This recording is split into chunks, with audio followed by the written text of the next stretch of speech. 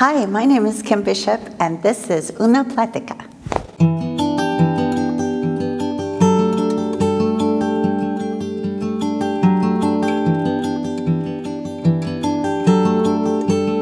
Well, I was raised actually in Austin, Texas, and my mother was a journalist and a civil rights activist, and she worked with a lot of other civil rights activists in the 60s. So she started, with some other people, started a little newspaper, and we would raise funds by making things and selling them. So we would go out and we would sell them on the drag, so we were vendors. So that's when I started making. But I think I was probably already destined to be an artist before that, because all I remember is painting with my grandmother and watching Captain Kangaroo and doing all the little art projects that Captain Kangaroo would do. So I've always made. My first exhibition was when I was 9. Some of the people in our neighborhood got together and they were really sweet, and they took my drawings and they put them up in a little bookstore that was right behind Les Amis, right off the drag in Austin. And yeah, so that's when I got started at it. When I couldn't really get an art class in high school, in school, there wasn't enough room for me, and I moved around a lot.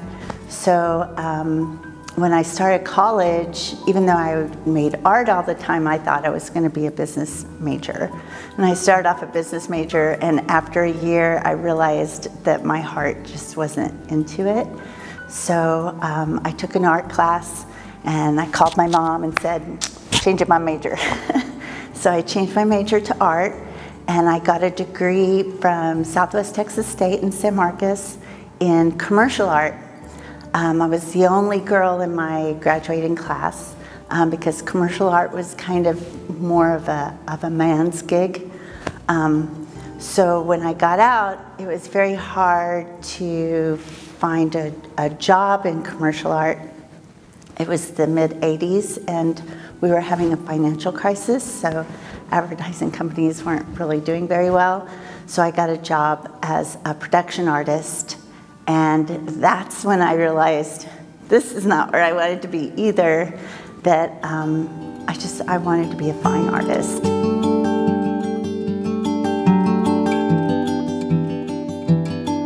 Well, I moved to San Antonio in 2005. I left Austin in '92, and I moved to Seguin, which is very close to San Antonio. So I'd come into San Antonio quite a bit. I was a high school teacher in Seguin, and I would bring my students from Seguin here, and I mean literally here, back when the Centro was over at Las Palmas. And we would do that, and then we'd come to the Centro, and then we would go to the McNay. That was our big field trip. And I just was always amazed at the exhibitions at the Centro, and I wanted to meet these artists. So in 2005, I made the move, and I moved to San Antonio and started teaching art at Breckenridge. And so because I was at Breckenridge High School, I was right kind of downtown. I met two of my really good friends, Vincent and Rubio, and started meeting the artists that are here in San Antonio. I met my best friend, Luis Valderez, and I love it. It's a community. This is a small community, but it's a big town. Like, we all know each other, and one of the things I really love about San Antonio and the community here is that we support each other, and we collaborate, and we build each other up and elevate each other. And that's a very rare thing, it seems like, these days. And so I'm very proud and happy to be a part of this community now.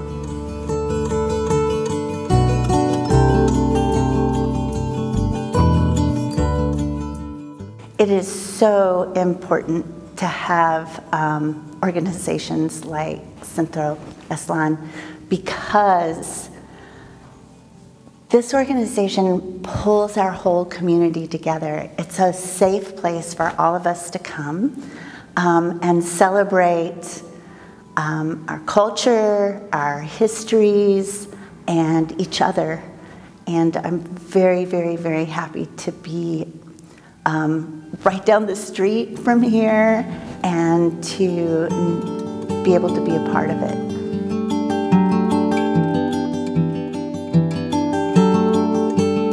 Oh, that's really hard to pick a favorite. But I think it has to be the altar show every year in the fall for Dia de los Muertos. But I also really appreciate the Virgen show that happens every December. So it's really hard to pick. But the altar show is just, it just is so familiar, and it's so focused on family and remembering and love, and that that one's close to my heart.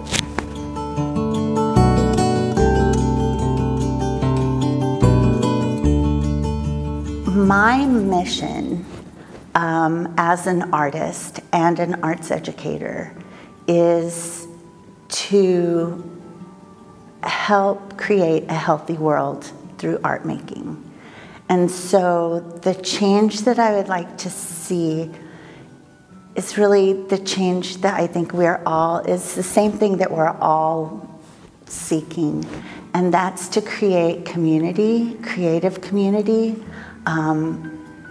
which is a healthy community, and to offer, through my art, to offer a sense of compassion that can grow from the audience seeing my work.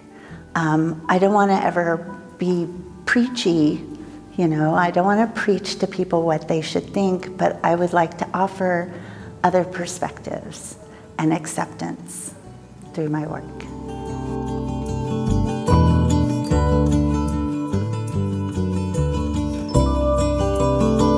Well, it is definitely a career.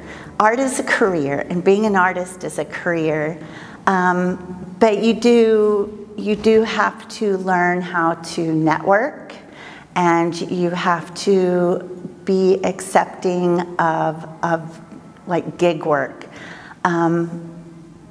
But I think the main thing when you're making art, especially if it's fine art, is to be true to yourself. You know, like that was one of the things that I had trouble with the commercial art, was working for a customer and it didn't feel true.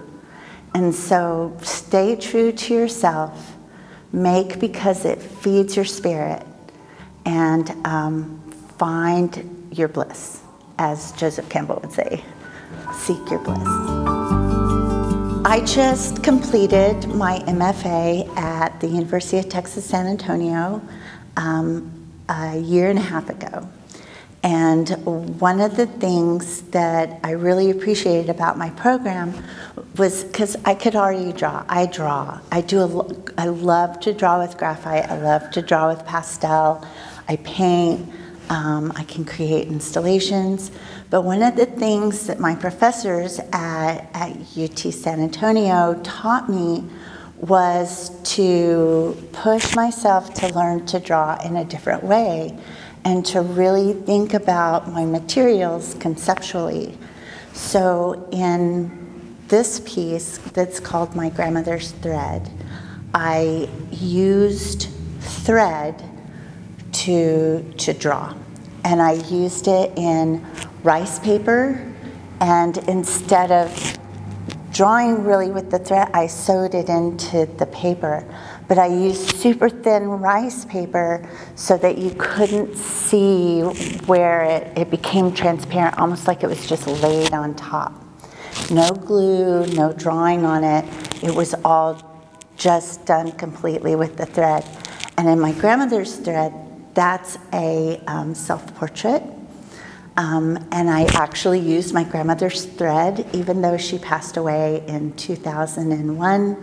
I feel like her essence, her DNA is still in the things that she's touched.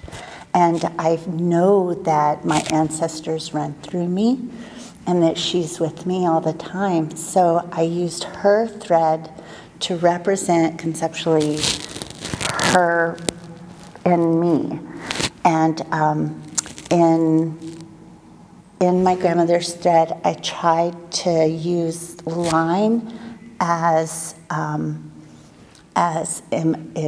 with importance, that it became about the line telling the story of me as a woman and where I come from. And I'm letting go of I have a dove coming out of my right hand, and to show my spirit and my sense of feeling free at this point in my life.